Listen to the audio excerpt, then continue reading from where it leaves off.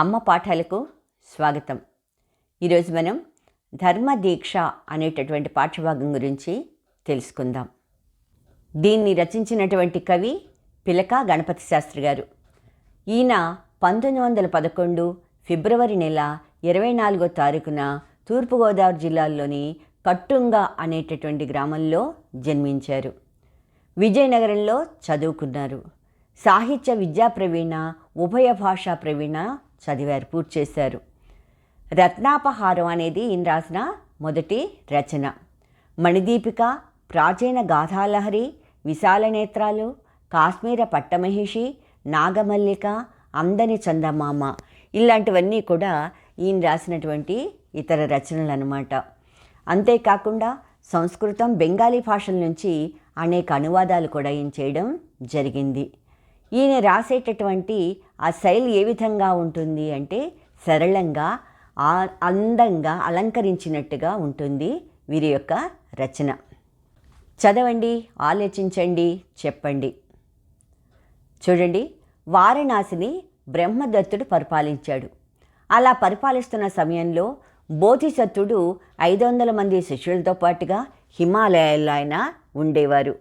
ఒకసారి ఎండలు బాగా కాసి అక్కడ ఎక్కడ చూసినా కూడా నీళ్ళు అనేవి లేకుండా ఎండిపోయాయి అన్నమాట. దాంతో జంతువులకు నీళ్లు దొరక్క అవి చాలా బాధపడిపోయాయి, అల్లాడిపోయాయి.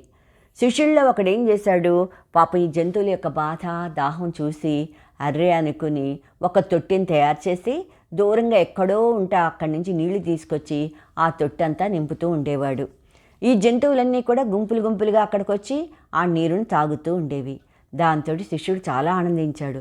కానీ శిష్యుడికి తన కడుపుకి పళ్ళు తెచ్చుకుని తిందామంటే కూడా తీరిక అనేది దొరికేది కాదు. దాంతో అతనేమీ తినకుండానే ఆ జంతువులకు నీళ్లు తాగడం, పోయడం అలా చేస్తూ ఉండేవాడనమాట. ఇది చూసిన జంతువులన్నీ కూడా ఏం చేశాయి, అయ్యయ్యో ఇతను తిండి కూడా తినకుండా మన గురించి ఇంత కష్టపడుతున్నాడు అనే భావనతోటి అవన్నీ కలిపి అవి ఎంతవరకు మోయగలవో అన్ని పళ్ళు తీసుకొచ్చి అతనికి ఇవ్వాలి అని నిర్ణయించుకున్నాయి. అవి తీసుకొచ్చిన పళ్ళన్నీ కలిపితే ఎంత అంటే 250 బళ్ళు నిండే అంత పళ్ళు తీసుకొచ్చాయి అవన్నీ. వాటిని అక్కడ ఉన్నటువంటి 500 మంది శిష్యులు కూడా తృప్తిగా కావాల్సినట్టుగా తినేవారన్నమాట కడుపు నిండా. ప్రశ్నలు చూడండి. జంతువులు ఎందుకు అల్లాడిపోయాయి అంటే అక్కడ ఒకసారి ఎండలు బాగా కాసి అన్ని చోట్ల నీరు ఎండిపోవడంతో జంతువులు నీళ్లు దొరక్క అల్లాడిపోయాయి. వాటి బాధ ఎలా తీరింది, వాటి బాధ గురించి, వాటి పడుతున్న బాధను చూసినటువంటి బోధిసత్వుడు శిష్యుల్లో ఒక అతను ఒక తొట్టె తయారు చేసి దూరంగా ఎక్కడో నుంచో నీళ్లు తీసుకొచ్చి ఆ తొట్టె నింపుతూ ఉండేవాడు. ఆ తొట్టెలోని నీళ్ళని ఈ జంతువులు దాహం తీర్చుకుని వాటి ద్వారా వాటి బాధ తీర్చుకునేవన్నమాట. ఆ రకంగా వాటికి ఉన్నటువంటి దాహం తీరేది. ఈ కథ ద్వారా మీరు గ్రహించింది ఏమిటి అంటే సర్వ ప్రాణుల్ని మనం సమానంగా చూడాలి, అన్ని ప్రాణుల్ని కూడా మనం ప్రేమించాలి అనే విషయం మనకు అర్థమవుతోంది. జీవకారుణ్యం అంటే ఏమిటి? జీవకారుణ్యము అంటే ఆ ప్రతి జీవి మీద కూడా, ప్రతి జీవి, అది పశువులు కావచ్చు, పక్షులు కావచ్చు, లేకపోతే జంతువులు కావచ్చు, మనుషులు కావచ్చు, ఎవరైనా కూడా ప్రతి వాటి మీద కూడా మనం దయ చూపించగలగడమే జీవకారుణ్యము అంటే. ముఖ్యంగా ఈ జంతువులన్నీ కూడా వస్తాయి, పశువులు, పక్షులు, జంతువులు ఇవన్నీ కూడా, వాటన్నిటి మీద మనం దయ చూపించగలగడమే జీవకారుణ్యం. కర్తవ్య నిర్వహణ అంటే మీరు ఏమని భావిస్తున్నారు? ఎవరి కర్తవ్యాన్ని వారు చక్కగా నిర్వహించుకున్నట్టయితే అంతకు మించినటువంటి ధర్మం మరొకటి లేదు.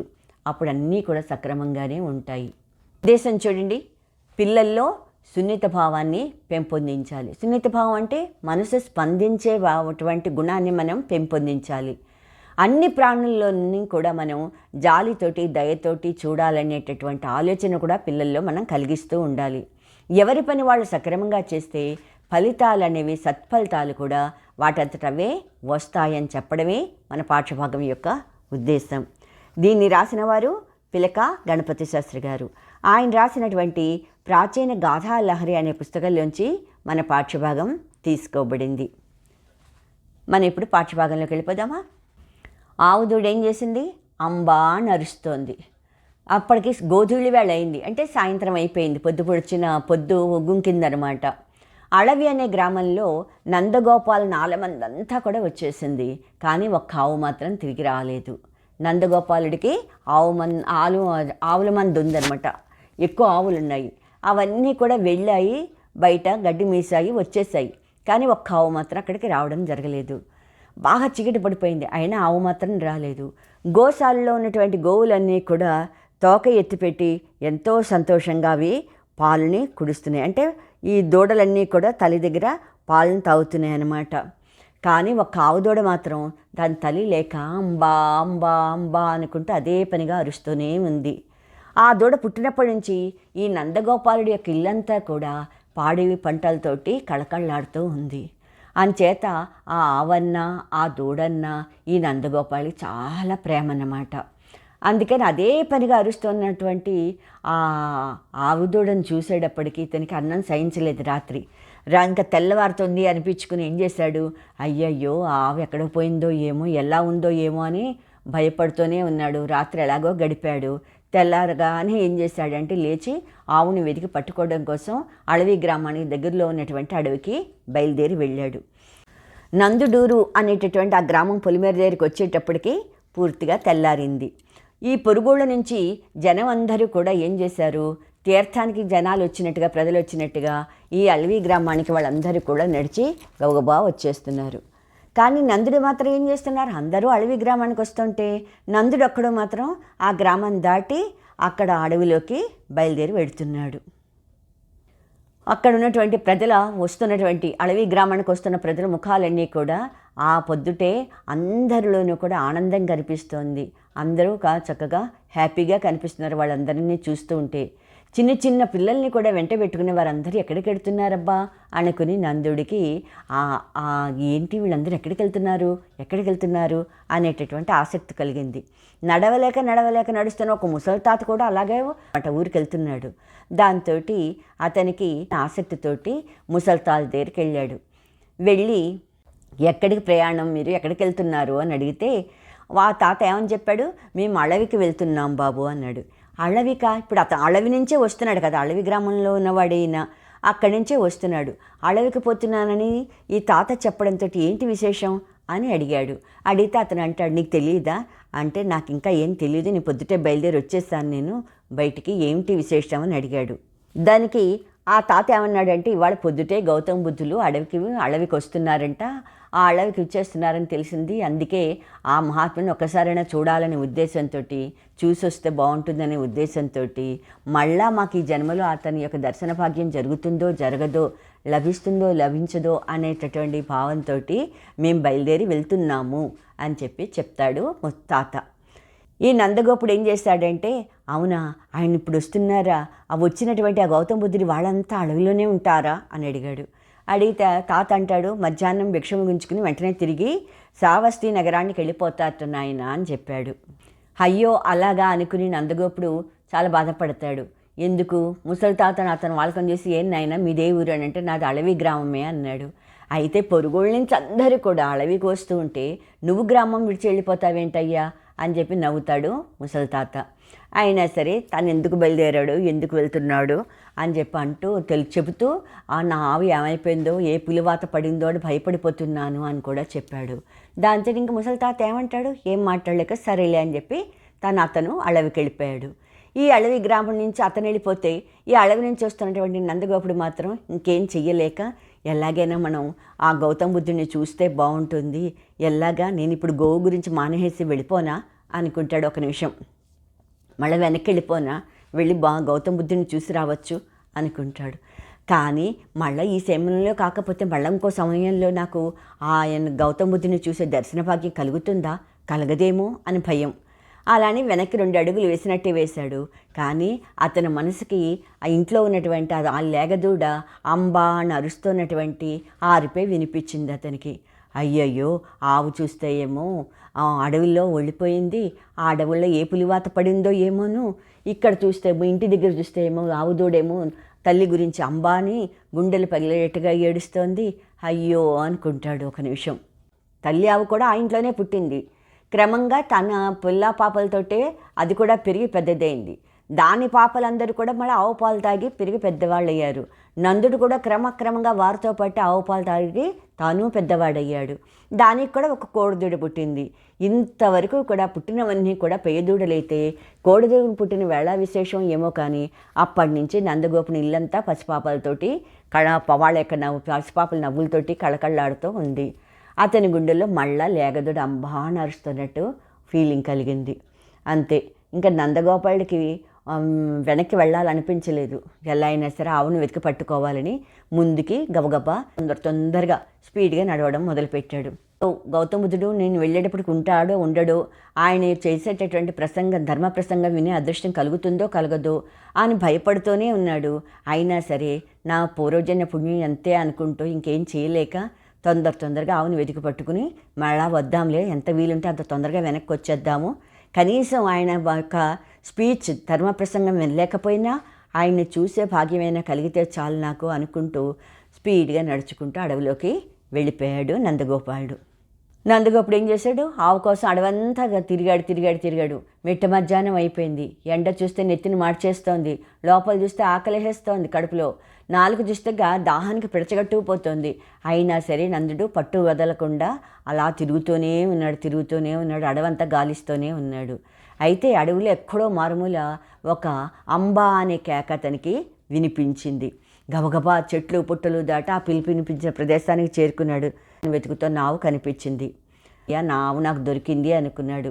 అడవిలో దారి తప్పి ఎటో పడిపోతూ మాటిమాటికి అంబా నరుస్తోంది పాపం ఆవు అనుకున్నాడు. ఏ పెద్ద పుల్లో చూసి బెదిరిపోయి కంగారుగా పరిగెత్తి ఉంటుంది, అందుకే అడవిలో దారి తప్పిపోయి తెగమక్కలు పడుతోంది అని అనుకున్నాడు. వెంటనే దాన్ని పట్టుకుని ఇంటికి బయలుదేరాడు నందగోపుడు. ఆయన వెళ్ళిపోకుండా చూడాలి అనే ఉద్దేశంతో గబగబా ఎంతో ఉత్సాహంతో గౌతమ బుద్ధుడు ఉండేటటువంటి ఆ ప్రాంతానికి వచ్చాడు. ఈ గౌతమ బుద్ధుడు ఏం చేస్తున్నాడు, శిష్యులతో పాటు అక్కడ వటవృక్షం కింద విశ్రమించి ఉన్నాడనమాట.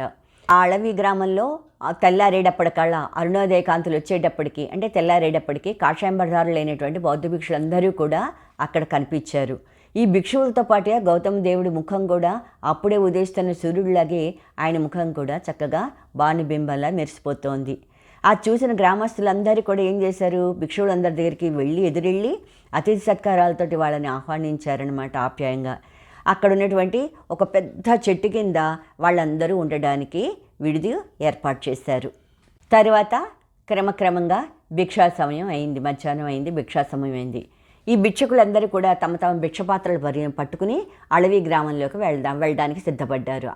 కానీ గ్రామస్తులందరూ ఏం చేశారు, మీరు అలా రావద్దు, మేమే మీకు ప్రత్యేకమైనటువంటి విందు చేస్తాము, అంతేగాని మీరు ఇంటింటికి రావక్కర్లేదు అని చెప్పి బతిమిలాడతారనమాట. భిక్షువులందరూ కూడా వాళ్ళ భిక్షాధర్మం, ఇంటింటికి వెళ్ళి అడగడం, వాళ్ళకి భిక్ష అడగటం అనేది వాళ్ళ ధర్మం. అయితే మేము అలాగే అడుగుతాము అని చెప్పి వీళ్ళందరూ అన్నారు. కానీ మొత్తం మీద వీళ్ళందరూ కలిసి ఏం చేశారు, ఆ ఆచార్యుడైనటువంటి ఆ గౌతమ బుద్ధుడి అనుజ్ఞ మీద మొత్తానికి విందు భోజనానికి అంగీకరించడం జరిగింది. కొంచెం సేపటికై ఈ శ్రమణకులందరూ కూడా భోజనాలు ముగించుకున్నారు. శ్రమణకులు అంటే బౌద్ధ భిక్షులందరూ కూడా, ఆ బుద్ధుడి యొక్క శిష్యులందరూ కూడా. వాళ్ళందరూ భోజనాలు అయిపోయి ప్రశాంతంగా ఆ చెట్టు కింద వాళ్ళందరూ కూర్చున్నారు. అప్పటికి ఇంచుమించుగా అప్పుడే 2 జాములు అయిపోయిందనమాట. తథాగతుడైనటువంటి బుద్ధదేవుడు ఆ వటవృక్షం మూలంలో అమర్చినటువంటి ఆ సింహాసనం మీద విశ్రమించున్నాడు. ఎవరికోసమో చూస్తున్నట్టుగా అడవి గ్రామం పొలివేరు వైపుకి అస్తమాటు చూస్తూ ఉన్నాడనమాట బుద్ధుడు. భోజనాలు అయిపోయిన తర్వాత ఆయన చేసే ధర్మబోధ వినడానికి ఆసక్తిగా అక్కడ గ్రామస్తులందరూ చేరుకున్నారు. ఇంకా పరిసర గ్రామాల నుంచి వచ్చిన వాళ్ళందరూ కూడా ఆ ధర్మబోధ వినాలని ఉత్సాహంతో అక్కడ ఇంకా చాలామంది ఇంకా తహతాలను ఆడిపోతే ఎంతోమంది చేరిపోయారు అక్కడికి. కానీ వారందరికీ బుద్ధుడి ముఖంలో కేవలం చాలా ప్రశాంతతే ఉంది, కానీ బుద్ధుడు ఇప్పుడు ధర్మబోధ చేయడానికి సిద్ధంగా ఉన్నట్టుగా ఎక్కడ కనిపించలేదు. అలా చాలాసేపు అక్కడ కూర్చుని ఎదురు చూస్తున్నారు. అయినా బుద్ధుడు మాత్రం ఒక్క మాట కూడా మాట్లాడలేదు ఆయన. కానీ క్రమక్రమంగా 3వ జాము కూడా అయిపోతోంది. గౌతమ బుద్ధుడి విశాల నేత్రాలు ఎప్పుడో ఎవరికోసమో ఎదురు చూస్తున్నట్టుగా అలాగా ఆ పొలిమేరకేసి చూస్తూనే ఉన్నాడు. ఆ నిరీక్షణకి ఎందుకు ఇలా చూస్తున్నారు, ఎవరి గురించి చూస్తున్నారు అనేది అక్కడ ఉన్నటువంటి ఆ భిక్షుకులకి అర్థం కాలేదు, శిష్యులకి అర్థం కాలేదు, ఉన్నటువంటి ప్రజల వరకు కూడా అర్థం కాలేదు. ఇంకా కొందరు భిక్షులైతే ఎందుకు ఇలా చూస్తున్నారో అర్థం కాక ఆ ఆచార్యుని వల్లనే వాళ్ళు కూడా దిక్కులు చూడడం మొదలుపెట్టారు. బుద్ధుడు చూస్తున్నట్టుగానే వీళ్ళు కూడా ఎవరైనా వస్తారేమో అని వీళ్ళు చూడడం మొదలుపెట్టారు శిష్యులు కూడా. కానీ ఎంతసేపు అయినా కూడా వాళ్ళకి ఏమీ అర్థం కాలేదు. ఇలా ఉండగా అక్కడ కొంత దూరంలో గంభీరంగా ఒక అంబా అనేటటువంటి ఒక శబ్దం వినిపించింది. అందరూ ఏంటి ఇప్పుడు అంబా అని వినిపిస్తుంది ఏమిటి అని అందరి కూడా బుద్ధుడితో పాటుగా మిగిలిన శిష్యులందరూ అక్కడ ఉన్న ప్రజలు అందరూ అటువైపు చూశారు. ఇంతలో ఏమైంది, గోవును వెంట పెట్టుకుని తొందరగా పెద్ద పెద్ద అడుగులు వేసుకుంటూ వస్తున్నాడు నందగోపాలుడు. అలా కనిపించాడనమాట. కానీ భిక్షులు ఎవరు కూడా అతని వైపు ఏముందిలే అన్నట్టుగా పట్టించుకోలేదు. అయితే గౌతమ బుద్ధుడి నేత్రాలు మాత్రం అతని గురించే నిరీక్షిస్తున్నాయా అన్నట్టుగా ఎంతో ఉత్సాహంగా కనిపించింది. ఆయన కళ్ళు చాలా ఇదిగా సంతోషంగా కనిపించాయి. దానికి కారణం ఏంటి, బుద్ధుడేమిటి ఈయన గురించి చూస్తున్నారా, ఎందుకు ఈయన కళ్ళు ఇప్పుడు అంత మెరిసిపోతున్నాయి ఏంటి అర్థం కాలేదు వాళ్ళెవరికి, శిష్యులకి అక్కడున్న ప్రజలకి కూడా. ఇంతలో నందుడు ఏం చేశాడు, తను కూడా తెచ్చుకున్నటువంటి తన గోవుని అక్కడ ఉన్నటువంటి ఇంకో చెట్టు పక్కన నిలబెట్టాడు. ఉరుకులు పరుగుల మీద చాలా స్పీడ్గా వచ్చాడు కదా, పెద్ద పెద్ద అంగలు వేసుకుంటూ. అందుకని నురుగులు కొక్కుకుంటూ ఆ ఎండలో వచ్చాడేమో, చెమటలతోటి ఎలా పడితే అలా ఉన్నాడు. బుద్ధదేవుని పాదాల మీదకి వస్తూనే బుద్ధుడి పాదాల మీద పడి నమస్కరించాడనమాట. కొంతసేపటి తర్వాత లేచి అతి వినయంగా ఇలా దోశలు 2 చేతులు పెట్టి చివరికి ఎలాగైనా దర్శన భాగ్యం నాకు లభించింది అని ఎంతో సంతోషపడిపోయాడు. వెంటనే గౌతమ బుద్ధుడు ఏం చేశాడు, లేచి నించున్నాడు. భిక్షులందరూ కూడా లేచి నిలబడ్డారు. బుద్ధుడు ఎంతో ఆత్రంగా పక్కన నిలబడిన భిక్షువులతోటి ఇంక భోజన పదార్థాలు ఏమైనా ఉన్నాయా అని అడిగాడు. భిక్షువులు ఏమండి చాలా ఉన్నాయి అని చెప్పి వాళ్ళు పట్టుకొచ్చారు. అయితే వెంటనే ఆ నందగోపుడికి తృప్తి తీరగా భోజనం పెట్టండి, వెళ్ళండి తొందరగా తీసుకొచ్చి భోజనం పెట్టండి ఇతనికి అన్నాడు. వెంటనే భిక్షువులు ఏం చేశారంటే నందగోపాలను వెంటబెట్టుకుని భోజనశాలలోకి తీసుకెళ్ళి నందగోపుడికి అన్నం పెట్టారనమాట. ఆ అన్నం కన్నకించగానే ముందు రోజు రాత్రి కూడా తినలేదు అతను పాపం. పొద్దుటే వెళ్ళిపోయాడు. ఆ ఎండన పడి ఎంతో ఆత్రంగా ఆవు గురించి అవన్నీ అడవంతా తిరిగాడు. మళ్ళీ బుద్ధుడు ఎక్కడ వెళ్ళిపోతాడో అని అంగలార్చుకుంటూ పరుగున వచ్చినట్టుగా వచ్చాడు చాలా స్పీడ్గా. అందుకని ఇప్పుడు అన్నం కనిపించగానే పంచప్రాణాలు లేచొచ్చినంత సంతోషం కలిగింది అతనికి. గత రాత్రి నుంచి అప్పటి వరకు కూడా అతడు ఆకలితో అలాగే ఉన్నాడు, నకరకలాడిపోతున్నాడు కనుక. అప్పుడు నవనాడులు కుంగిపోయి నీరసం అప్పుడు బాగా తెలిసింది అన్నాన్ని చూడగానే. అదే సరే తిందామా అనుకునేటప్పటికీ పాపం ఇంటి దగ్గర ఆవు దూడ కూడా తల్లి పాలు లేక రాత్రి నుంచి అలాగే ఉంది కదా, ఆ ఆవు దూడ జ్ఞాపకం వచ్చింది. అంతే, అక్కడ దగ్గరలోనే ఉంది ఇతని నందగోపుడు ఇల్లు కూడా. ఒకటి ఇంకా తనకి ఆ అన్నం మీద దృష్టి పోలేదు. అంతలోని ఇంటి దగ్గర ఉన్న లేగదోడు అబ్బా అని గొంతెత్తి అరిచిందనమాట. అది వినగానే ఇంకా మర్రి చెట్టు కింద కూర్చున్నాడు కదా ఇతను, గౌగబ్బా లేచి వెళ్ళడానికి సిద్ధపడ్డాడు. అన్నం కూడా తినకుండా లేచి నుంచున్నాడు అనమాట. అతనికి ఎదురుగా ఉన్నటువంటి గౌతమ బుద్ధుడు ఏం చేశాడు, చిన్నగా నవ్వుతూ, నాయన నీ లేగదోడ పలుపు తెంచుకుని మర్రి చెట్టు నీళ్ళలో నిలబడింది, తల్లి దగ్గరికి వచ్చేసింది, ఇప్పుడు తనివి తీరా పాలు తాగుతోంది, నువ్వేం తొందర లేదు, నెమ్మదిగా నువ్వు కూడా భోంచెయ్యి అన్నాడు. ఎప్పుడైతే గౌతమ బుద్ధుడు అలా చెప్పాడో అంటే అప్పుడు గౌతమ బుద్ధుడు అక్కడ చెట్టు కింద ఉన్నవాడు ఇక్కడ వంటశాల దాకా వచ్చిన విషయాన్ని కూడా అతను గమనించలేదు. దాంతో స్వయంగా వచ్చి అక్కడ నందగోపుడికి కావాల్సిన భోజన పదార్థాలన్నీ వడ్డింపజేస్తున్నాడు అనే విషయాన్ని కూడా గుర్తించలేకదు ఈ నందగోపుడు. అందుకని అతనికి ఇప్పుడు బుద్ధుడు చేస్తున్నటువంటి ఆప్యాయత అదంతా చూస్తే చాలా ఏమిటో హృదయం అంతా కూడా ద్రవించిపోయి చాలా సంతోషంతో కళ్ళంపటి నీళ్ళు వచ్చేస్తున్నాయి అతనికి. ఈ గౌతమ బుద్ధుడు ఏం చేశాడు, నందగోపుని భోజనం పూర్తి అయ్యే వరకు అతని పక్కనే కూర్చుని ఎంతో ఆప్యాయంగా అతని గురించి అతని కోడదేవుడని గురించి కుశల ప్రశ్నలు వేస్తూనే ఉన్నాడనమాట. తన కోడదేవుడ నుదుటి మీద నల్లని మచ్చల గురించి, ఒంటి మీద ఉన్నటువంటి సుళ్ళ గురించి, ఎవరికి తెలియనటువంటి రహస్య సాముద్రిక విషయాలు ఉంటాయి కదా, అలాంటివన్నీ తనకి ఆవు గురించి ఎన్ని తెలుసు అన్ని విషయాలు చెప్పేస్తున్నాడు అనమాట బుద్ధుడికి.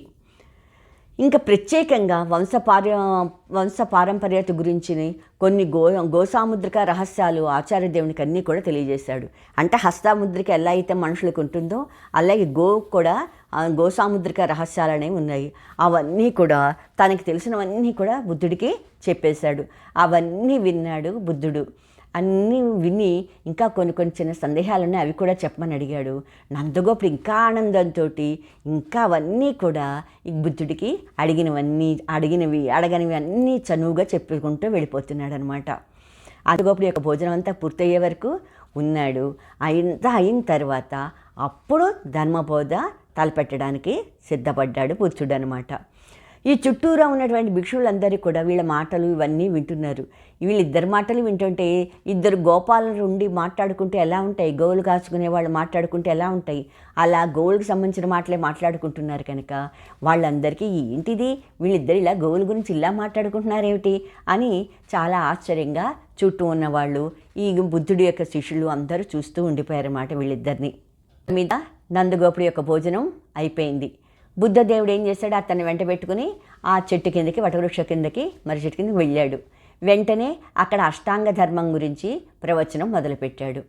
అమృతవర్షప్రాయమైనటువంటి ఆ ప్రసంగాన్ని ఆలకిస్తూ ఉన్నారు భిక్షువులు, అక్కడ ఉన్నటువంటి అడవి గ్రామస్తులు.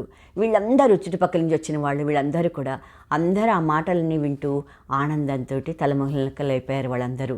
ఈ ధర్మ ప్రవచనం చేస్తున్నంతసేపు కూడా బుద్ధుడు ఏం చేశాడు, చిరునవ్వుతోటి నందగోపాలని వైపే చూస్తూ మాట్లాడుతున్నాడు. అది చూసిన బౌద్ధ భిక్షులకు చాలా ఆశ్చర్యం వేసింది. ఏమిటి, చాలా కొంతమందికి అయితే అసూయ కూడా అనిపించింది.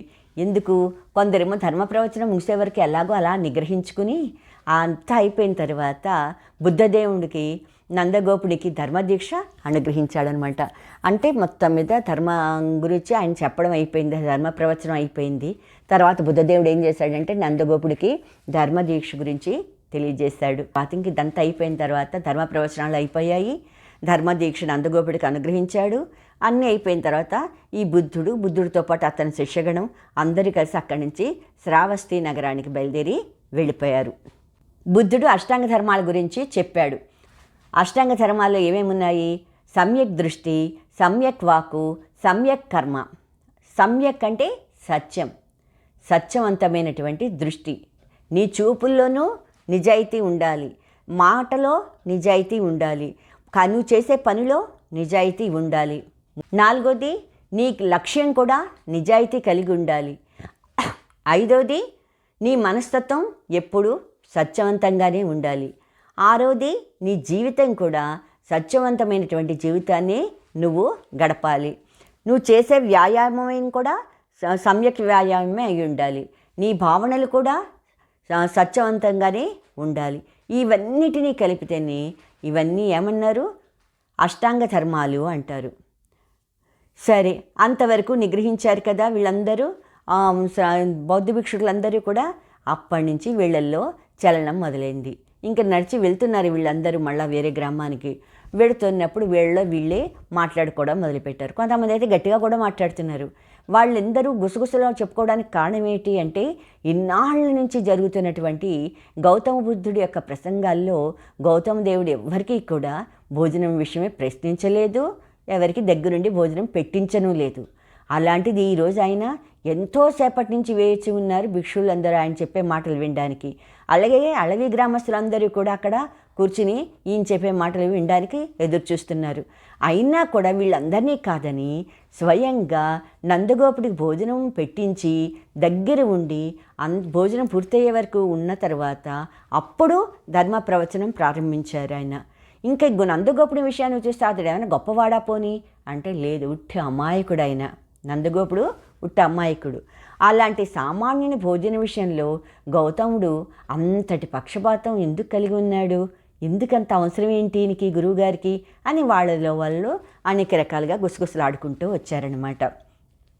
ఆ మాటలు వాళ్ళ గుసగుసలు చిన్నగా లేవు, రాను రాను పెరిగి బుద్ధుడి దేవుడికి వినిపించేంతగా వచ్చాయన్నమాట. ప్రశాంతంగా శ్రావస్తి నగరం వైపు వెళ్ళిపోతున్నటువంటి ఈ గౌతమ బుద్ధుడు ఆ మాటలు విన్నాడు సిద్ధార్థుడు. విన్న తర్వాత ఇంకా అడుగు వేయకుండా అక్కడే నిలబడి ఆ మాటలు మాట్లాడుకుంటున్నటువంటి ఆ శిష్య బృందం కేసు చూశాడు. వాళ్ళ ఒక శిష్యుడు ఏం చేశాడంటే, ఏంటి కారణం ఏమిటి అని అడిగితే దాంతో భిక్షువులందరూ కూడా అక్కడ నిలబడిపోయి వాళ్ళకి జరిగినటువంటి సంభాషణలు ఏమైతే ఉందో ఆ విషయాన్ని తెలియజేశారు బుద్ధుడికి. అతనంతా తిరిగి మొత్తం మీద తన యొక్క ధర్మాన్ని నిర్వర్తించుకుని మరీ వచ్చాడు నా దగ్గరికి.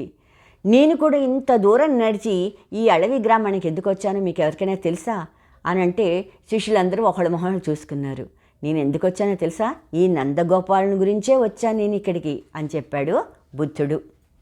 అది విన్నటువంటి ఈ భిక్షకులందరికీ కూడా శిష్యులందరికీ కూడా నందగోపాల వైపు, అవునా మన గురువుగారు ఈయన గురించి ఇక్కడికి వచ్చారా అని ఎంతో గౌరవంగా ఆ నందగోపాల్ వైపు చూశారు శిష్యులందరూ కూడా. అందరూ వచ్చి ఈయనకి నమస్కరించారు, నందగోపాల్కి నమస్కరించారు.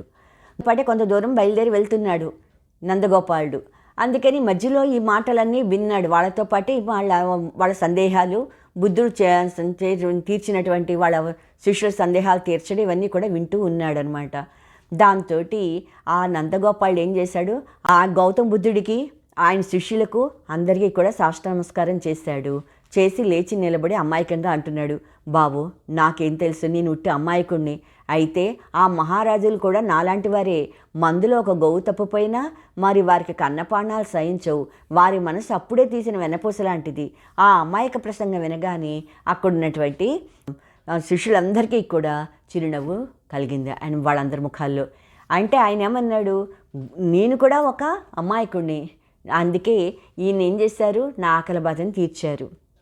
ఈయన మనసు వెన్నపూస లాంటిది అని చెప్పి అమాయకంగా తను అది కూడా గౌతమ బుద్ధుడిది తండ్రి కూడా గోవు దూడ వాత్సల్యంలాగా ఎప్పుడైతే చెప్పాడో వాళ్ళందరూ నవ్వుకున్నారు శిష్యులందరూ కూడా. తర్వాత నందగోపుడు ఎంతో ఆప్యాయంగా తన లేగదూడని తీసుకుని, ఆవుని తీసుకుని దాని లేగదూడ నుదుటి మీద ముద్దులు పెట్టుకుంటూ దాన్ని చాలా మళ్ళా తిరిగి నాకు దొరికింది, ఆవు దొరికింది, ఇంకా నాకు ఈ దూడకు కూడా బాధ తీరింది అని చాలా సంతోషపడిపోతూ తన దూడని దగ్గరికి తీసుకుంటూ అతను సంతోషంగా అక్కడి నుంచి వెళ్తాడు. ఆ దూడ కూడా అంబా అని తన యొక్క సంతోషాన్ని కూడా వ్యక్తం చేస్తూ ఇతన్ని అంటిపెట్టుకుంటుంది, చేతిని పట్టుకుని ఉంటుంది ఆ దూడ కూడా. అంటే దీంట్లో మనకేం కనిపిస్తుంది, జీవకారుణ్యం అనేది కనిపిస్తుంది. అంటే మన బాధ ఎలాంటిదో అవతల వాళ్ళ బాధ కూడా అలాంటిది. ఈ నందగోపుడు బాధ, ఆకలి బాధ ఎలాంటిదో, ఆవు దూడ అంబా నరిచినప్పటి నుంచి ఇతనికి అన్నము సహించలేదు. మళ్ళా ఆవుని తీసుకొచ్చి ఆ దూడ దగ్గర పెట్టి ఆ దూడకి పాలు ఇప్పించేంత వరకు కూడా గౌతమ బుద్ధుడు అన్నం పెట్టినా కూడా తన బుద్ధి కాలేదు. అంటే తన బాధ లాంటిదే వాటి బాధ కూడా అని చెప్పి అటువంటి ఆ పశువుల మీద కూడా తాను చూపించినటువంటి ఆప్యాయతే ఆ గౌతమ బుద్ధుడిని కూడా ఈ అడవి గ్రామానికి తీసుకొచ్చి ఈ నందగోపాలుని కలుసుకునే పరిస్థితి తీసుకొచ్చింది. ఆ గుణం అనేది మనం ప్రతి జీవి మీద మనం చూపించాలి, అదే గొప్ప గుణం. మీకు ఈ పాఠం కనుక నచ్చినట్టయితే లైక్ బటన్ని క్లిక్ చేయండి. మీ అభిప్రాయాలు, సూచనలు కామెంట్ బాక్స్లో పొందుపరచండి. మరిన్ని వీడియోస్ కోసం సబ్స్క్రైబ్ బటన్ క్లిక్ చేయడం మర్చిపోకండి. Thank you. సెలవు.